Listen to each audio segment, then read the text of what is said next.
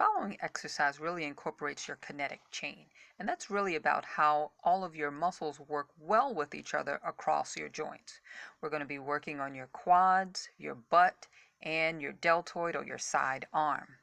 You're going to grab some dumbbells and start with them between your legs separated wider than shoulder width. You're going to push through your heels, push your hips forward, and row with the dumbbells up underneath your armpit. Be sure to keep your elbows above your wrist. You can do this modified in a chair.